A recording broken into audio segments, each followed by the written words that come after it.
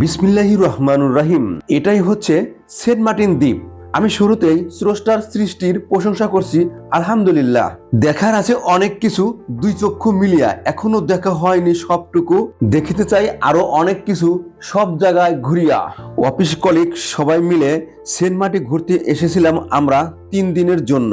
এই Saint Martin দ্বীপটা কেমন, এখানে কি আছে দেখার মতো, সেটি দেখাবো এই ভিডিওতে। সাগরের পানি আর আকাশ সমান নীল, সাগর পারে বাইক রাইডিং এর অনুভূতি। দর্শক, শুরুতেই আপনাদের কাছে রিকোয়েস্ট, ভিডিওটি না টেনে পুরো ভিডিও দেখার অনুরোধ রইল আমার। Welcome Saint Martin tour YouTube channel Abdul Alim ট্রাভেলের পক্ষ থেকে স্বাগতম। আসসালামু আলাইকুম। আমি সেন্ট মার্টিনে এসে হোটেল সিএন এ উঠেছিলাম, আর সিএন এই হোটেলটি সেন্ট মার্টিন মিডল পয়েন্ট। এখান থেকে ব্রিজগুলো একটু দূরে হয়। আমরা সবাই মিলে পশ্চিম ব্রিজে যাচ্ছি। এটাই হলো পশ্চিম ব্রিজ। আমরা এখন পশ্চিম ব্রিজে।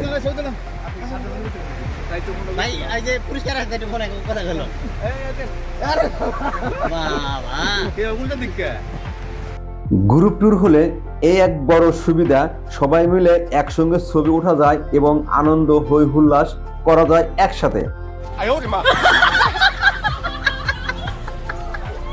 এ ভাই, সবাই মিলে একজনকে সাগরের ভিতরে ফেলে দিয়ে আসলেন, এই কাজটা কি আপনারা ঠিক করলেন? এইরকম অ্যাক্টিভিটির মজাটাই অন্যরকম। যেহেতু আমি প্রথমবারের মতো এই সেন্ট মার্টিনে এসেছি, তাই আমি চেষ্টা করতেছি পুরো সেন্ট মার্টিনটা দেখার জন্য।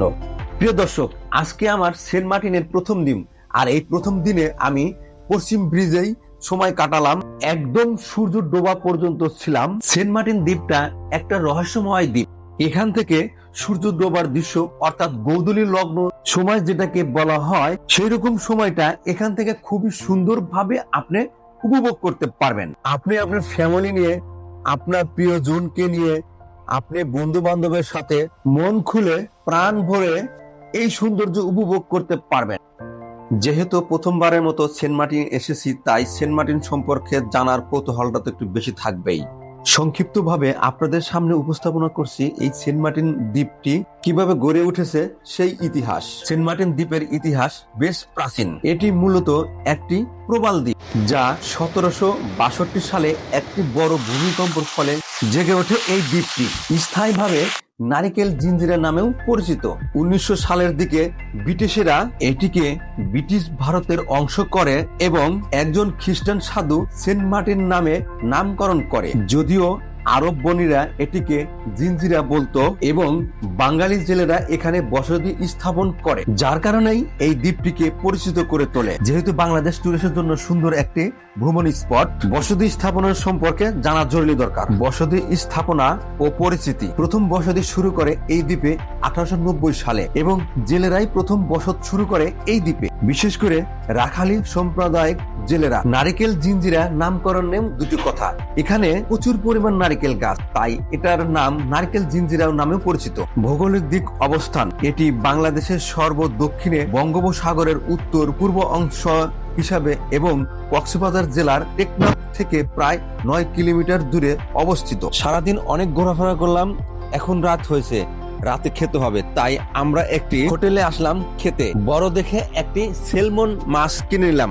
এই মাছটা আমাদের সামনে এভাবেই কেটেছিল। একসঙ্গে 12 জন থাকার কারণে আমাদের কিন্তু এই মাছটা কেনা অনেক সাশ্রয় হয়। বাবুসির সাথে কথা বলার জন্য আমি চলে আসলাম একদম রান্নাঘরে। এখানে ব্যবসা করে চাকরি করে এখানে এইখানে স্থানীয় মানুষজন এরকম হোটেল রেস্টুরেন্ট নাই আছে, সবাই আছে, কিছু কিছু টাকার লোকাররা আছে আর কিছু কিছু এখানকার লোক। আমি দেখলাম আরো দু এক জায়গায় দেখছি তো টেকনাফের লোকজন বেশি ব্যবসা করে, ব্যবসার জড়িত বেশি টেকনাফে।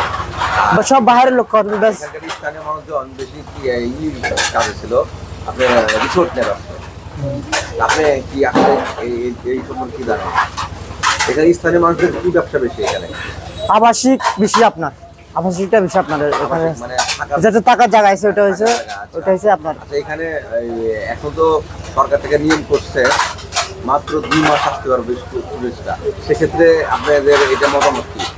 ওটা হচ্ছে আগা আমাদের টেকনাফ থেকে জাহাজ যেগুলো আসতো এগুলো আসতে 6 মাস পাইতাম আমরা, এখন 2 মাস পাইতেছি। কক্সবাজার থেকে জাহাজের মান রানিং হয়ে যাচ্ছে আপনার, এই জন্য পাইতেছি না। 2 মাস ওটাই দিচ্ছে। এটা আগে টেকনাফ থেকে জাহাজ যখন আসতো ওখানে 6 মাস পরে। আপনাদের সুবিধা হচ্ছে না অসুবিধা হচ্ছে? অবশ্যই অসুবিধা হচ্ছে, এখন সুবিধা হচ্ছে না। আচ্ছা, আপনি যে এই মাছটাই করলেন, এই মাছটার নাম কি বললেন? এই মাছটার নাম স্যালমন। এইখানে কি পরিমাণ মানে টুরিস্টরা কি মাছ বেশি খায়, বেশি পছন্দ করে? কালাচান্দা, স্যালমন আর রূপচান্দা, কোরাল, এগুলো হচ্ছে প্রিয় মাছ আপনার। মানে টুরিস্টদের জন্য প্রিয় মাছ। হ্যাঁ, প্রিয় মাছ এটা হচ্ছে। তো এখানে আপনার কোন জেলার মানুষ বেশি চোখে পড়ে আপনার চাকরি সার্ভিসে? সর্বমোট আপনার পুরান ঢাকার লোক আপনার একটু বেশি আসে আপনার পুরান। ঢাকার লোক বেশি? হ্যাঁ, বুলার ঢাকার এগুলো একটু বেশি আসে আপনার। বেশি আছে আসলে। তো ঢাকাতে সবাই তো ঢাকায় না, বিভিন্ন জায়গা থেকে আসে। আমরাও ঢাকা থেকে আসছি, কিন্তু আমার বাড়ি তো ঢাকা না। আমি চাকরি করি ঢাকার, সেজন্য আমরা একসাথে 12 জন আসছি। 12 জনের মোটামুটি 12 জনের 10 জেলা বাড়ি। আমার বাড়ি সিরাজগঞ্জ। ঠিক আছে, আপনাকে অসংখ্য ধন্যবাদ আমার সাথে সময় দিলেন।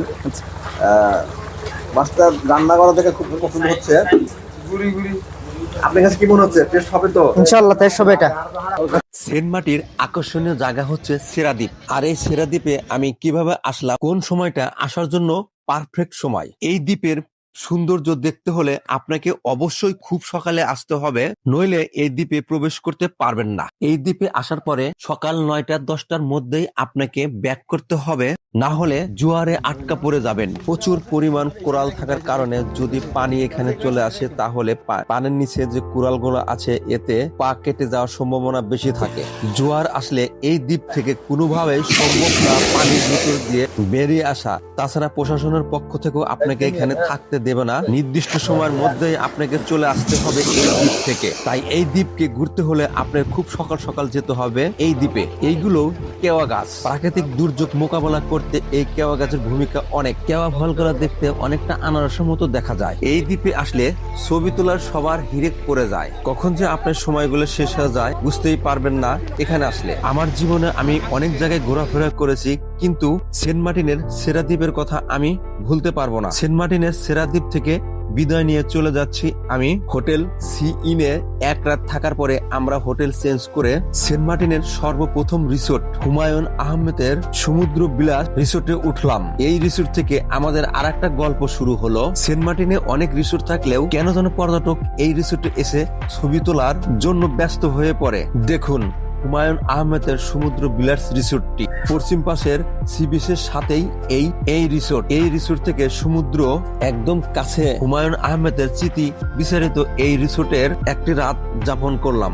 কথা বলবো এখানকার ম্যানেজারের সাথে। আমার নাম হচ্ছে মোহাম্মদ পাপন খান। সেন্ট মার্টিতে এই হুমায়ুন আহমেদের স্যারের বাড়ি আপনি কতদিন হলো আছেন? সেন্ট মার্টিনে স্যারের বাড়িতে আমি আছি 11 বছর চলে এখানে সেন্ট মার্টিন সমুদ্র বিলাসে। আর স্যারের সাথে আছি 19 বছর যাবত। 19 বছর ধরে স্যারের সাথে আছেন। আর এই সমুদ্র বিলাতে আছেন হচ্ছে সমুদ্র বিলাসে আছি 11 বছর। 11 বছর হলে। 2015 সাল থেকে। আপনি একটু তাহলে তো অনেক কিছু জানেন এই বাড়ি সম্পর্কে। এই প্রাকৃতিক সাথে টিকে থাকা অনেক অভিজ্ঞতা আপনার আছে।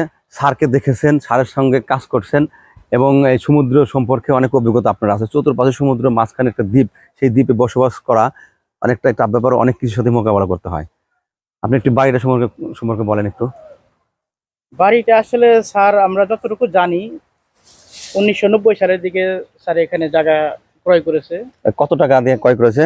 আমরা যতটুকু শুনেছি 20,000 থেকে 22,000 টাকা এরকম। 20 থেকে 22,000 টাকা। 90 সালের দিকে। 90 সালের দিকে যদি 20 থেকে 22,000 টাকাতে জায়গা কেনে, সে সময় টাকার দামও অনেক বেশি ছিল।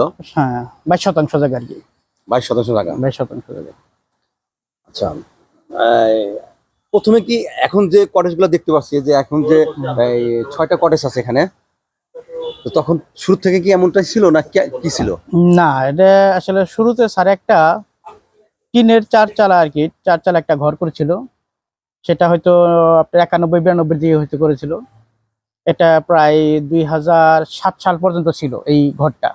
2007 সাল? জি, 2007 সাল পর্যন্ত ছিল। এই ঘরটাতেই স্যারে মূলত আসলে থাকতো এসে, বন্ধু বান্ধব নিয়ে বা পরিবারজন সবাইকে নিয়ে এসে থাকতো। এখানে মোটামুটি বড় একটা ঘর ছিল।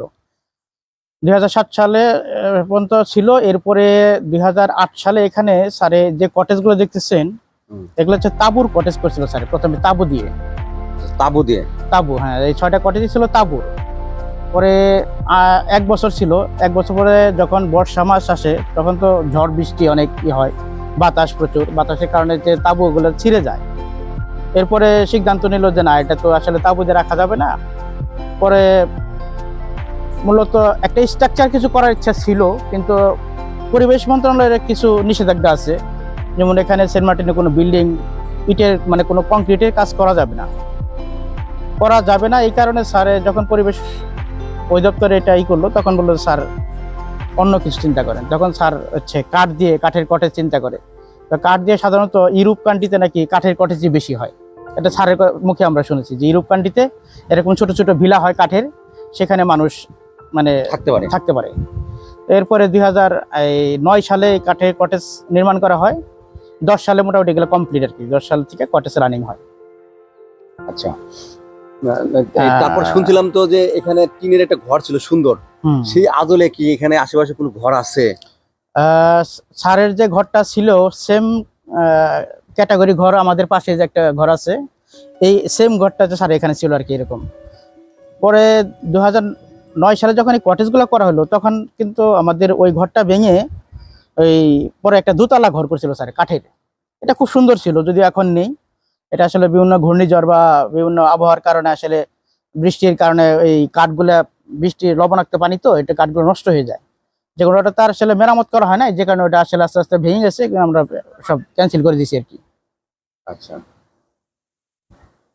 তাহলে এখানে যেটা বুঝতে পারলাম, প্রকৃতির সাথে অনেক সংগ্রাম করে বাঁচতে হয়। আর যখন বড় সমস্যা হচ্ছে যখন পানি আসে, সেই পানি লবণাক্ত থাকার কারণে বিভিন্ন জিনিস নষ্ট হয়ে যায় দ্রুত গতিতে নষ্ট লবণের কারণে।